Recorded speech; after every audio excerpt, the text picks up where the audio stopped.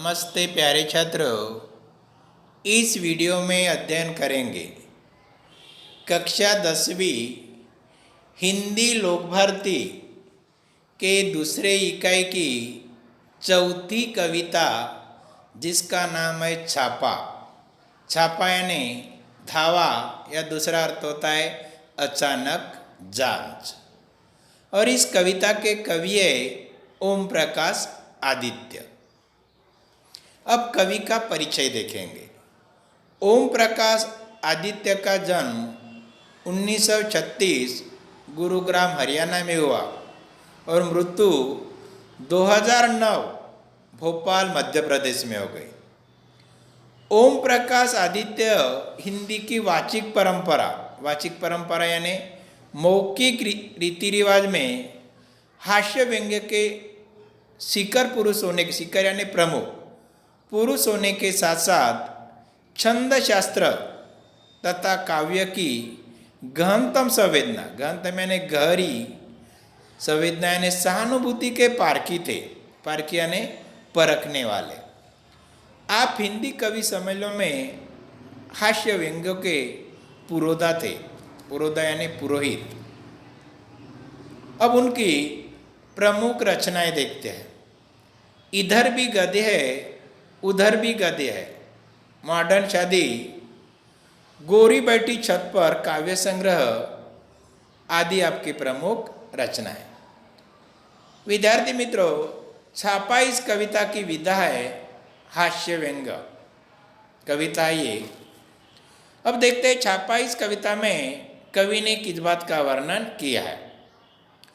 प्रस्तुत हास्य व्यंग्य कविता में कवि ने आयकर विभाग के छापे के माध्यम से, आयकर विभाग यानी इनकम टैक्स डिपार्टमेंट, छापे के माध्यम से आम आदमी की आर्थिक स्थिति, जो सामान्य लोग होते हैं उनकी आर्थिक स्थिति कैसी होती है, छापा मारने वाले की कार्य प्रणाली, जो इनकम टैक्स वाले छापा मारने वाले होते हैं उनके काम करने की पद्धति को दर्शाया है। कवि द्वारा किया गया छापे का वर्णन व्यंग्यात्मक हास्य उत्पन्न करता है। यानी कवि ने इनकम टैक्स वालों ने जो छापा मारा उनका वर्णन कवि ने व्यंग्यात्मक तरीके से यानी हंसी उत्पन्न करने वाले तरीके से उन्होंने इस कविता का सृजन किया है। अब विद्यार्थी मित्रों, कवि का इस कविता का भावार्थ देखते हैं। मेरे घर में छापा पड़ा, छोटा नहीं बहुत बड़ा, वे आए घर में घुसे और बोले सोना कहाँ है। मैंने कहा मेरी आंखों में है, कई रात से नहीं सोया हूँ। वे रोश में आकर बोले स्वर्ण दो स्वर्ण। मैंने जोश में आकर कहा सुवर्ण मैंने अपने काव्य में बिखरे है, उन्हें कैसे दे दूँ। अब उन पंक्तियों के कठिन शब्द लिखिए। छापा यानी धावा, रोष यानी क्रोध गुस्सा, स्वर्ण यानी सोना, सुवर्ण यानी या सुंदर अक्षर, ये हो गए कठिन शब्द। अब विद्यार्थी मित्रों, उन पंक्तियों का सरल अर्थ सुनिए। प्रस्तुत पंक्तियों में कवि आयकर विभाग के छापे का वर्णन किया है। कवि कहता है कि उनके घर आयकर विभाग यानी इनकम टैक्स वालों का बहुत बड़ा छापा पड़ा था। छापा मारने वालों ने जब उनके घर में घुसकर उनसे सोने अर्थात स्वर्ण धातु के बारे में पूछा, तब लेखक ने व्यंग्यात्मक रूप में उसका जवाब देते हुए कहा सोना उसकी आंखों में है, क्योंकि वह बहुत दिनों से सोए नहीं है। जब छापा मारने वालों को उनके सवाल का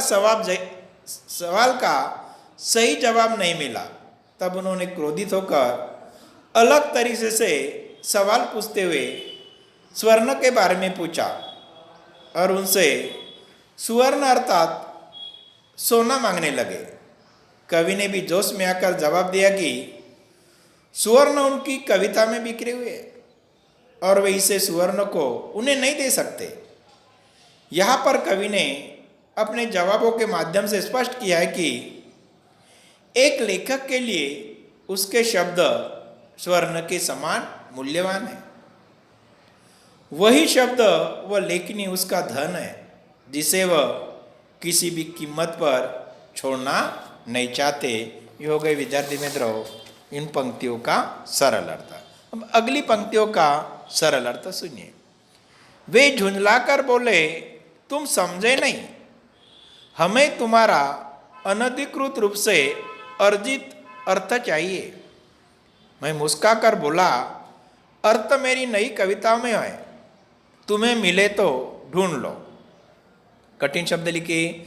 झुंझलाकर यानी चीड़ना, अनधिकृत यानी जिसके लिए अधिकार न मिला हो, अर्थ यानी पैसा धन। ये हो गए विद्यार्थी मित्रों कठिन शब्द। अब उन पंक्तियों का सरल अर्थ सुनिए। कवि ओम प्रकाश आदित्य कहता है कि जब छापा मारने वालों को उनके सवालों का सही जवाब नहीं मिला तब वे झुंझलाने यानी चिढ़ते हुए कवि को समझाने का प्रयास करने लगे। अपना अभिप्राय समझाने के लिए दोबारा सवाल पूछते हुए बोले कि वे उनसे अनुचित रूप से कमाया हुआ धन लेने आए हैं। यहाँ पर भी कवि ने उनके सवालों का जवाब हंसते हुए देते हुए कहा, उनकी नई कविता में अर्थ यानी मीनिंग छिपा हुआ है। यदि उनमें उन्हें अर्थ मिल जाता है तो उसे ले जा सकते हैं। यहाँ पर कवि ने स्पष्ट किया है कि उनका काव्य ही उनकी धन दौलत है। अब अगली पंक्तियों का सरल अर्थ सुनिए। वे कड़क कर बोले, चांदी कहाँ है? मैं भड़क कर बोला, मेरे बालों में आ रही है धीरे धीरे। वे उद्भ्रांत होकर बोले, यह बताओ तुम्हारे नोट कहाँ है? परीक्षा में 1 महीने पहले करूंगा तैयार। ये हो गए विद्यार्थी मित्रों अब उन पंक्तियों का सरल अर्थ सुनिए। प्रस्तुत पंक्तियों में कवि कहता है कि जब छापा मारने वालों ने उनसे कड़ी आवाज में चांदी के बारे में पूछा तब वह भी उन पर भड़कते हुए बोले कि उनके बालों का रंग धीरे धीरे चांदी के समान अर्थात सफेद होता जा रहा है।